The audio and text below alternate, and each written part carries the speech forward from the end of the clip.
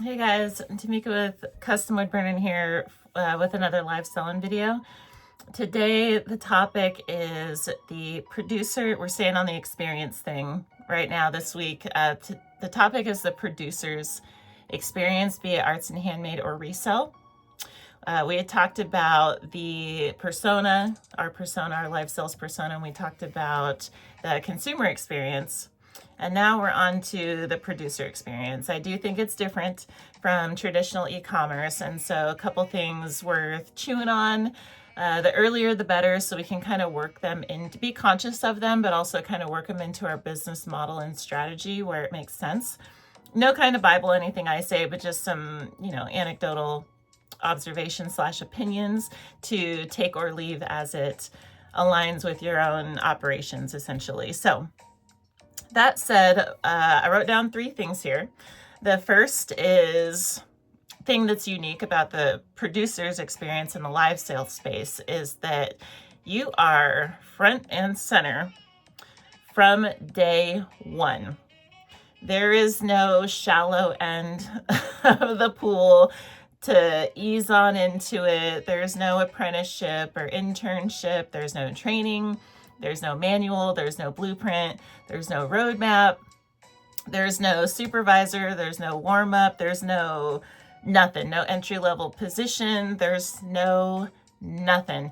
You are the boss and basically expected to know what the hell you're doing from day one. And that is different. There's not, if we're listed on different platforms, we can kind of ease on in as our comfort level and experience level accommodates. But in live sales, your day one is next to someone else's day, 1,000 or something. People can be on the platform year 2, 3, 4 years, and then you're right next to each other in the algorithm, and buyers and viewers don't know the difference. They're just scrolling through shows. They don't know the difference. It's not on our profiles. And so it's worth noting and just being conscious of, I think, because it is on us. It's a mental thing.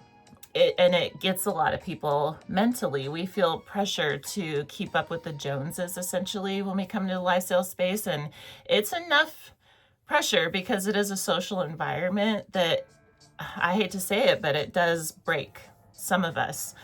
So it's worth just knowing, and I bring it up to offer that if we are mentally prepared for that difference from the start, then we can give ourselves grace as we're going through it and trying to learn, because it does take a while to learn the things. We're not going to be perfect from day one. Even we can be as prepared as we want, but once we're in the live sales space, like 3, 6, 12 months, we can look back and be like, oh yeah, when I started, I had no idea, right?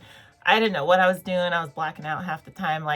And so it's worth it. It's just, worth it to know going into it that perspective is everything, and it's okay that we don't know everything from the get-go, and just embracing that reality that we are, if we're signing up to be a live seller, that is what we're signing up for. We are signing up to be in the limelight day one. And that's just, it just comes with the territory, but also it comes with a little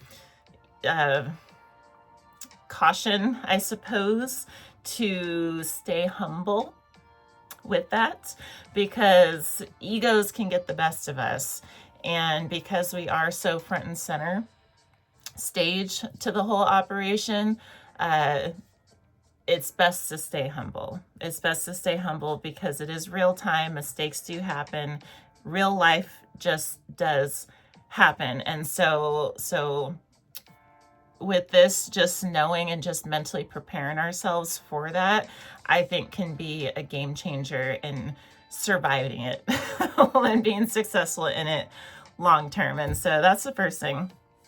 The second difference with the live sales experience as far as producers go, which is to say the sellers or makers, is that the competition is different. And so Traditionally, in online sales, we're competing for the best products and or prices. Either the products are like the hardest to find, and so the better our sourcing game, the better we're doing, or the better our listings are, the more we understand the algorithms and the search engines, and the descriptions, how to get good quality listings up, the better we're going to do.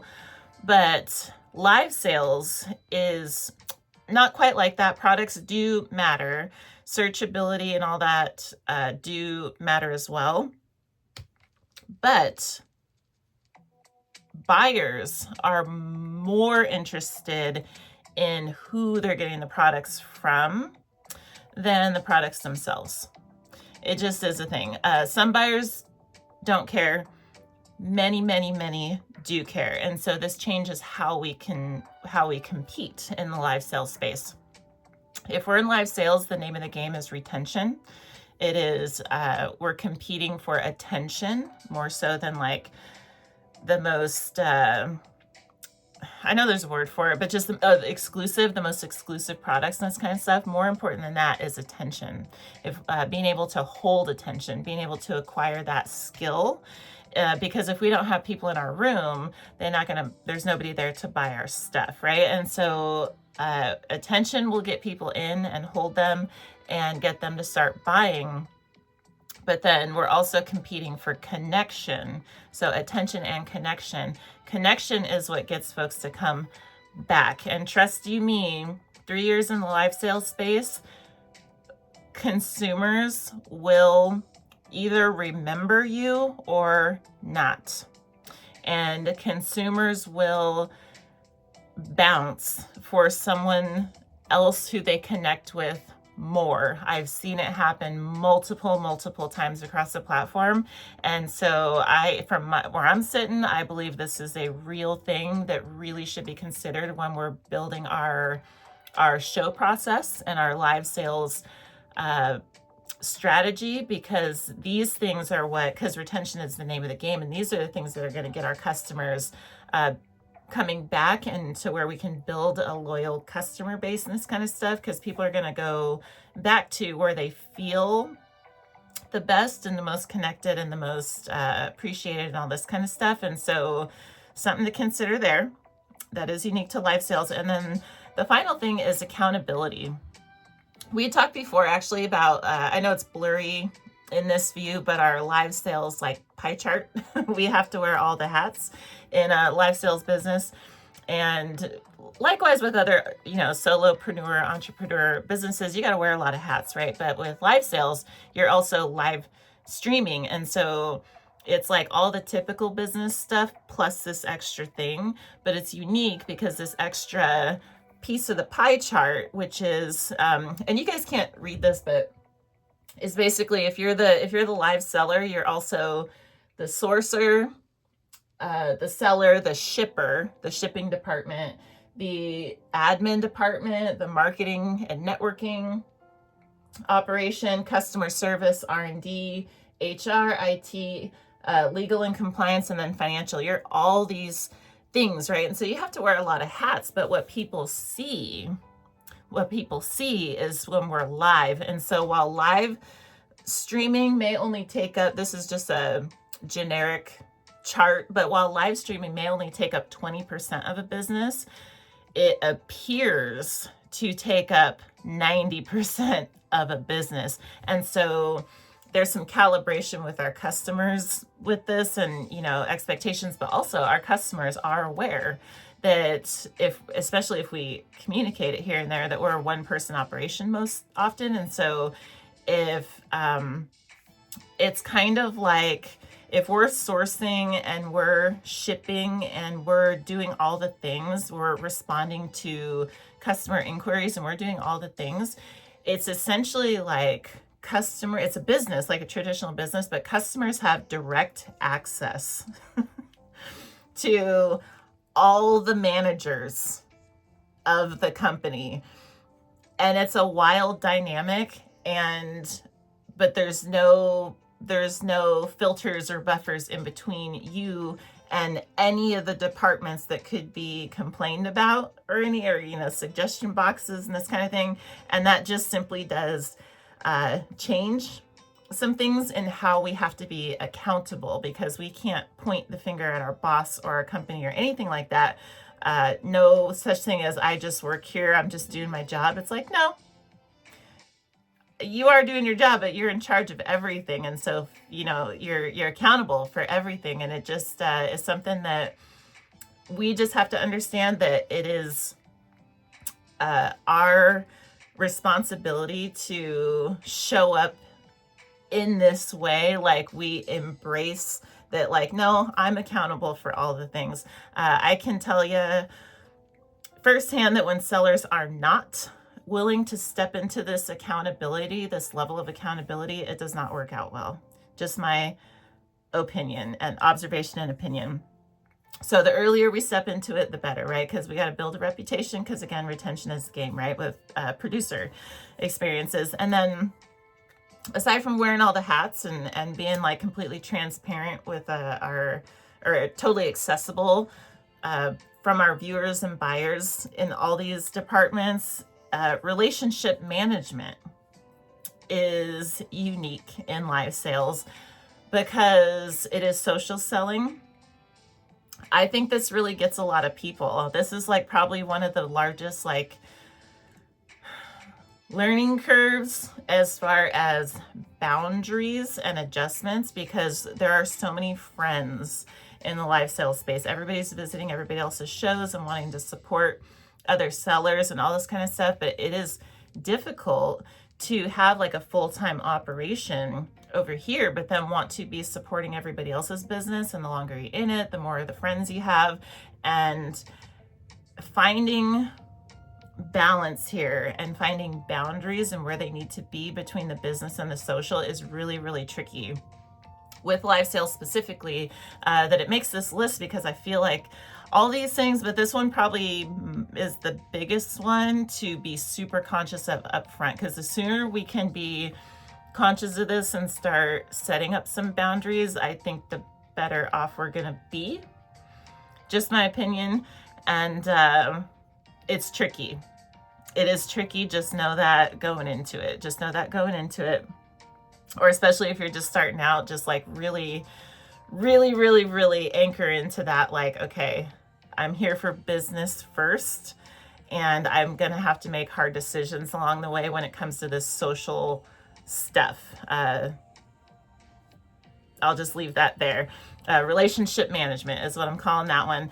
And then that kind of trails off into the last point here, which is sustainability. I think is different in live sales because sustainability with any small business is tricky, but because we have all this social stuff tacked in, I see burnout, I want to say, as commonplace. If I'm being honest, in the live sales space, I think it is mostly because of the social aspect, but sustainable, but the competition too, right? Low stars, free shipping, all these kind of things. People just compete and compete and compete and want to show up and just live and eat and breathe live sales and their business, and it's so, you don't want to miss anything, you get FOMO, all this kind of stuff. So much burnout that me too, I'm guilty of most of the things I say, for the record, if anybody's new to me. That's why I thought I had to think about some of these things. But burnout and sustainability are such a thing, or the lack of sustainability, I should say, are such a thing that I really feel like this is a huge, huge, huge thing also that has to be on the list, because from day one, sustainability ought to be one of our goals, because if we don't make it a goal, we will not achieve it, in my opinion. And the competition in live sales will drive us into the ground if we do not prioritize sustainability and create boundaries accordingly. I've seen it just so prevalent and rampant. Just strongly going to recommend that one. And then I don't want to take this on for too long, so I'll just close with saying all these things being front and center day one, the competition and the accountability, and all little notes that go with them. I really think, to summarize, if we can go into the live sales space as a producer, especially for a maker, but resell as well, if we can just go in, because it is a lot. It is a lot. And if we can go in with the mindset that, you know what, it's going to take time for me to develop some skills, some new skills and comfortability, and get like a regiment in this new space. It's going to take some time. If we can go in with that mindset and allow ourselves grace while we're learning all the things, I think that we're way better off and more well positioned to make it long term. And so time and grace for the win. That's what I got for this one. And so let's cap it here. 16 freaking minutes. I try so hard to keep these to 5 to 10. But this is good stuff. And I think these are things that I wish could have been offered to me when I was starting out. So paying them forward, some stuff that I picked up. But otherwise, you guys, thank you, especially if you made it this long. Big thank you for watching. I appreciate it. And I hope to see you next time. We will be here every day talking about live selling. So for now, I want to wish you a happy live selling, and I hope to see you next time. And if you like this kind of stuff, let me know by giving it a thumbs up, right? See you next time. Bye-bye.